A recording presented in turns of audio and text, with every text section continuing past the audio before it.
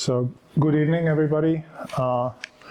We'll be talking for the rest of the evening about architecture, but not about buildings, but rather architecture related to Kotlin Multiplatform. I don't know how many of you have working knowledge of Kotlin Multiplatform.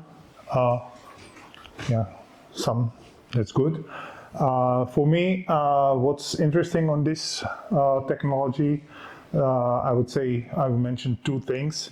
First, you create applications which are native on both platforms, which I think is essential, and that also differentiates Kotlin Multiplatform from competing technologies. And the other reason, and I guess we all agree, is that it actually allows you to get more stuff done in shorter time, which is good for everybody involved. And I'm thinking what are the ways how to create the application using those attributes and make it even more efficient. So that's my thought process, and I was looking for ways how to improve the efficiency. And there is quite a lot of libraries for Kotlin Multiplatform already, but with few little exceptions, like Jetpack Compose, which is still in beta on iOS. There are not that many which deal with UI development. And maybe a reason for that is that creating a cross-platform UI library is kind of hard. You have difficulty to make it right on both platforms. It usually is designed on one and doesn't look that great on the other, because actually having too much control might be a problem there. I've seen solutions, I won't mention them by name, but there's a library which only deals with navigation, and to make, you still have to provide views like A and B, and just to get from view A to B, you have to create something like 3 classes or 2 interfaces and 2 classes, something like that. And I guess that goes against the point that you want to make your work more efficient, so don't do that. And also, with the problem of dealing with 2 different platforms which don't really have the defined architectures, there is no single architecture which covers both. So it's kind of like a gray zone at the moment. And if you try to set some sort of patterns, you have a lot to choose from, but yeah, it's a kind of jungle. And overall, the outlook for you to choose the right architecture and choose your right approach to write cross-platform application might not be that easy at the moment, which at the same time is great time to try something new. And when I thought about that, I said, yeah, this is perfectly right time to do exactly this. And I came with the idea, which originated maybe like 10 years ago, back in the Java world. It's an idea about architecture which is driven by the model.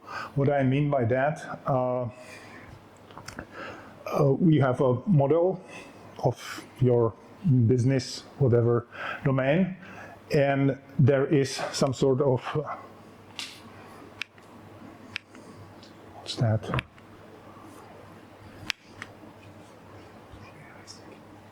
Yeah, we got a user interface out of the model generated for you.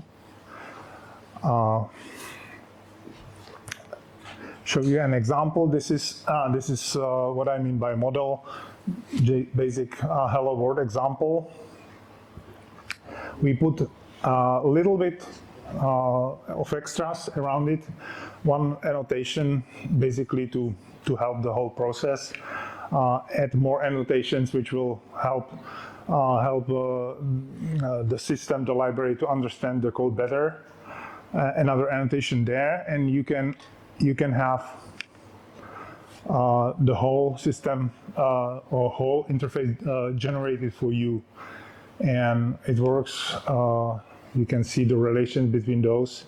It picks the name, it picks the property, creates an empty field which is read only, and for that function it creates a button. And if you click that button, no surprise, oh, some problem with the clicker, sorry for that. One more time. No, we won't see it.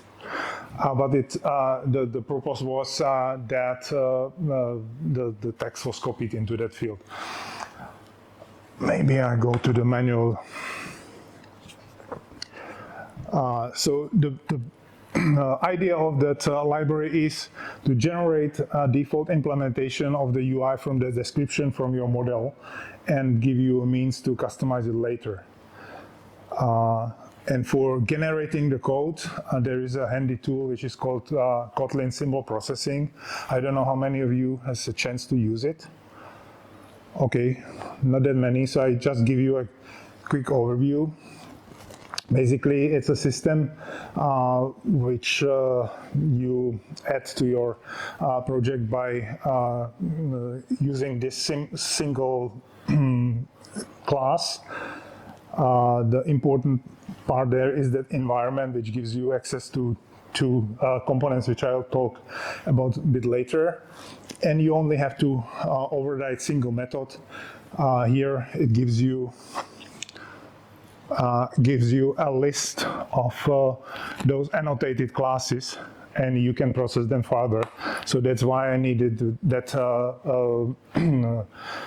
entity annotation, so it makes the whole things click together. There is one part of that environment is a logger. Two important functions you can use. You can create warnings, and you can also create an error. So basically you can, if you don't find something right, you can make it a compile error and the whole project doesn't compile. So you can enforce your contracts, you can make checks on the source code, which is very handy. And the other important thing is there is a code generator which allows you to create new files. So you can analyze the definition, the model, and you can generate stuff for you. So those are two takeaways. You generate a code, and you can actually enforce your contracts. Setting up Kotlin multi-platform with KSP is not that easy. I created a little article which can serve you as a template if you want to give it a try. So that's a quick overview of Kotlin symbol processing and how we can utilize it in building a library like that. We'll generate some dynamic code. And what I mean by that, I already shown you that data class hello world. Let's assume that there are two functions, just for example, and from that there is a sort of like metadata generated by that Kotlin symbol processing, which is then used on the client, what I call client, the part which runs on both platforms, on iOS and Android at the same time. It's the client UI is constructed from those metadata. And if you click on one of those buttons, it goes back to the metadata catalog, and then the code is invoked. And when I say dynamic code, let's have a quick look. There is example how that code looks. It's kind of suspicious. There is plenty of things which you don't really like to see because we're only dealing with those two string constants. Why is that? But the important part of that is this code is generated, so it covers all the valid cases, and it's only called by that code which is also generated for you. So basically this is guaranteed never to fail, but at the same time it gives you flexibility, which is typical for languages like JavaScript. They claim, hey, you can do a lot of tricks with JavaScript because there is no type safety, but using dynamic code like this, you can get both best of the both worlds, because you get type safety. This is basically foolproof because it's generated and covers all the valid cases, and at the same time you can do all the stuff you can do in JavaScript. So it's kind of like, if you think about it, it's kind of thing which Transistor brought to the world. You have a client API, then you have those metadata I just showed you, which are checked for safety, and then you get functionality which just works, and you can do stuff which is very difficult to achieve in any different way. So that opens really a gate to higher effectivity I was pricing at the beginning. And I call this MVC in brackets architecture. What that means, again, I'm repeating myself, you have a model which is defined in Kotlin multi-platform, and then you have a view and controller which is generated by KSP and can be customized. So if you don't use it, you get default behavior, but it's there for you. I have a first implementation of that technique, but I will basically explain you just the generic concept, how it works in the rest of the talk. Let's start with why we need a new architecture pattern in the first place. And I think the reason for that is, I believe both Jetpack Compose and SwiftUI and other libraries have a really like a wrong level of abstraction, which makes them not that convenient to work with. What I mean by that, let's take an example, simple user interface with one input field, which only takes integers. Can be, I don't know what age, probably not, but anything. And what you need to achieve that in Jetpack Compose, you need that property, a field where you put that number. Then you need, obviously, the visual component, the text field. But the text field needs to be put somewhere, so you have to write a little piece of layout, even if it's just putting it into single box or something. And then, because it's text field, you have to deal with binding it to that original property, which is sort of trivial, but still it's a work. And also you want to have a correct keyboard for integer. It's not given to you, so you have to set it up. And there might be other things, like if you want to deal with decimal stuff like that, or yeah, there are other stuff. So all together, it's, even for a simple text field, it's quite a lot of work. So it's kind of expensive. And if we try to use the concept I introduced before, we can make it. We can achieve the same in a different way. There is basically a very simple interface which consists of two methods which don't really have any type, and that's why I said they are type agnostic. They are type checked through that dynamic code generation, which is driven by annotations. So those adapters show you recycle example from before, but that's actually complete case for that. This is the metadata which it generates, and I zoom in, show you one function. This is how the data are transferred from the model. Again, looks suspicious. You see that binding by the name, but it works because it's type safe.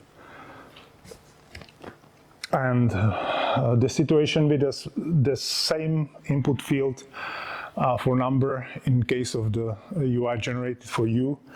Let's just quickly see what were the steps we needed in case of Jetpack Compose. And in this case, we only define the model, the same property, and that's it. No other work is necessary. Just run your application, you're done. So you save a lot of work by not completing those steps. You can say, I can achieve pretty much all of that or most of that if I do my specialized version of the text field. So I create something like integer field, and I can put there that special kind of keyboard. So I save a lot of work. Yeah, that's true. But not all of those steps are possible. And the beauty of that smart component is that I offer unified interface. Every single component is like using the same interface, basically those two dummy methods. And you can get a lot of extra functionality for that for you. So that really gives you a boost in productivity. And I can illustrate it on slightly more complicated case of a different type of property. Let's see that we have a field where you have a bunch of values and you want to select them from a long list, and you can eventually search in that. So what are the steps again if you want to define something like that? So once again, you need the property where you stored the name, and eventually selection depending on how you implement it. Then again, you need the visual component, which consists of a label and some sort of like a button which will open the detail. Again, you need to create layout for that. The same binding to property, how to store and update the selected item. You need to deal with the touch. So if you touch on the supervisor or on that symbol on the right, it should open the detail for you. And to open the detail, you need to deal with the navigation. So that's one part, and it gets complicated because you have to deal with the details. So again, you have to define properties or special submodel for that. You have to create visual components like that list and search and all the functionality of that. Again, you have to provide a layout which is a bit more complicated in this case. You have to deal with binding to those properties to populate the list. And again, you have to deal with the touch. So if you touch one name, it gets back to the parent element. So that's quite a lot of work, and compare it with a situation with a smart component. Again, you define this packing property in case of enum, and you are not done because you have to tell the system that you want specialized behavior, because if you don't do that, the default behavior is it shows just a pop-up. But if you want to open the detail, you have to tell it in the annotation. And that's it. So for the complicated components, the savings of work could be really like a dramatic. And there are more bonuses, like if you want to create a master detail, which is very similar to the example I just shown. You have that basically, you have two representations of the single object, both in list and in detail, and you don't have to do any sort of work. And there might be other features which are very easy to provide, and they are provided to you for free. Like I created a simple validation framework. So again, we have a different data class, something like our settings where there is username and email. Just add some properties, and again, the entity label for KSP to catch up. And we have a validate function. We basically call this validate down there. And if we look into two of those properties, there is username and there is annotation non-empty. So we don't want username to be empty, and email we don't want to be empty, and we want to be valid email. So just by providing those three annotations, we get user interface, which if we just open tap on validate, we get those two triangles that the value is missing. And if you tap on email, you see, well, there are two conditions which are not met. We type some values in, type validate again, and it still complains this is not valid email, obviously. And if we complete it, next time, no, it goes through and you can close the form.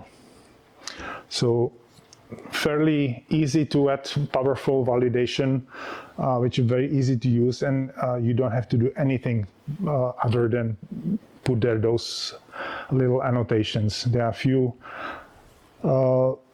few types of annotations available for you, and you can also create whatever you want. And I mentioned that there is a way how you might want to customize the behavior. There is a special view and controller which is implemented like a custom domain-specific language per each model. So how that works, you have that model object. There is a controller and a view created for you on the client, and the model talks to them, sends values, gets the values back, and there are two set of basically mini languages which talk to those controller and view, and you can connect them from the model. So there is an example. All those properties are keywords in that domain-specific language, so you can use them by this prop dot and the name of the property. So it's very, very easy to work with that. And those you can use this language to like improve the functionality you have. Controller obviously deals with the stuff like typical controller do for you for the model.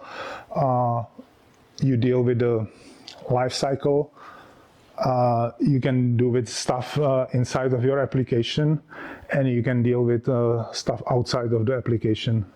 So you can update from the form to the representation, or you can bypass that and you basically get what you have like in reactive frameworks like Jetpack Compose, but you can also do it manually at the exact point.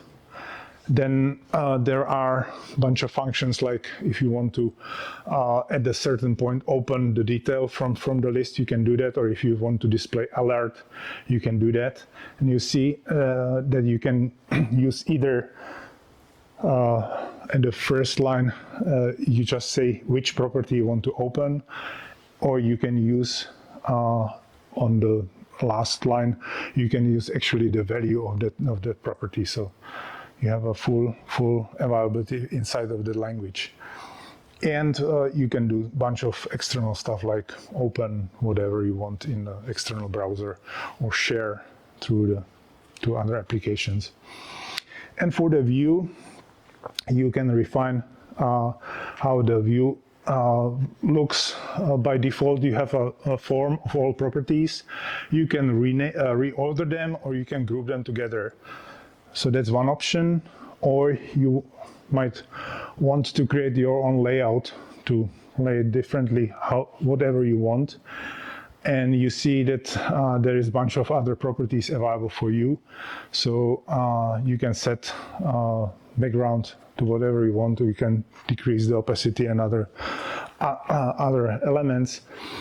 You can use the Swift UI type of keywords, or you can use Jetpack Compose, because I don't try to mimic everything. So it's just a few keywords, so you can mix them freely as you want. So in this case, you get, it's quite self-explanatory. You get a column and a row, and you put a spacer between. Again, those properties are used by the name, and you see the empty brackets, which basically explain how this is implemented.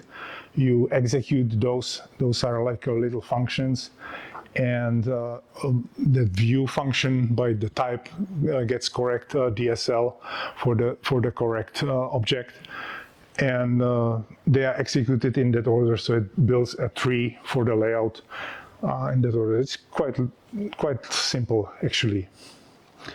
And there are a few other things which you get for free, or you will get for free.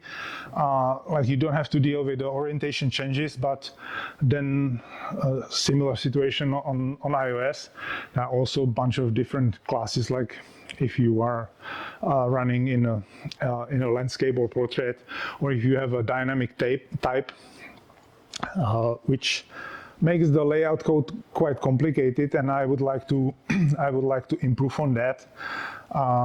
I have a new layout system which is currently under development, so I don't want to really talk about details of that, but I believe you get a layout which will look good on both sides, or look good on tablet as well as on an iPhone or a phone, so you don't get stuff which is hidden in landscape because there is no more space.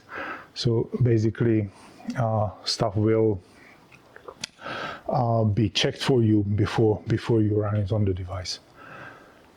There is one more set of domain-specific language which I would like to mention, and this is how you define your objects. So you create something which is called a scene, and in the scene you just basically create instance of whatever entity. So by doing that, it creates, again, the application. Those two properties are mentioned there. You can also create like a lot of entities in the list, and what it does, if you run it, you get for free. There is entity list on the top. Well, actually, I think there is a. So for that list of 100 objects, you get a list which has a detail, and for the other, you can specify how the tab view works or looks. And for other objects, you get more tabs in the tab view. So basically, you get full featured application by just defining that single scene description where you initialize your code, and it could be dynamic. So if you want to load that list from network, you can do that. Doesn't have to be static. You can just, it's normal code. Oops.